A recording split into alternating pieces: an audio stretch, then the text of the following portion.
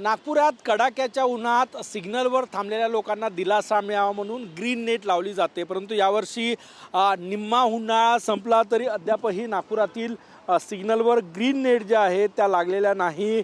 आपण हे दृश्य या ठिकाणी बघू शकतो। नागपुरात 44°C तापमान आहे।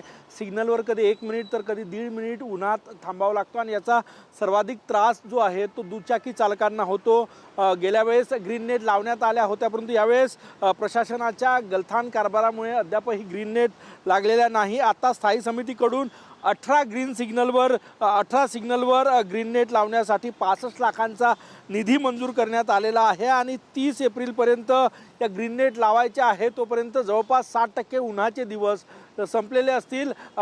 उशिरा जे आहे ते ही सगळी प्रक्रिया यावेळेस सुरू झालेली आहे। आपण बघू शकतो या ठिकाणी आजची 22 तारीख आहे, तरीही कडाक्याच्या उन्हात लोकांना चटके बसतात सिग्नलवर, तरीही ग्रीन नेट जे आहे त्या लागलेल्या नाहीत। दरवेळेस ग्रीन नेट लावल्या जातात, गेल्या वेळेस वेळेत लावल्या होत्या, परंतु यावेळेस अद्यापही ग्रीन नेट लागलेल्या नाही। कॅमेरामॅन सचिन सयामसह गजानन उमाटे, TV9 मराठी, नागपूर।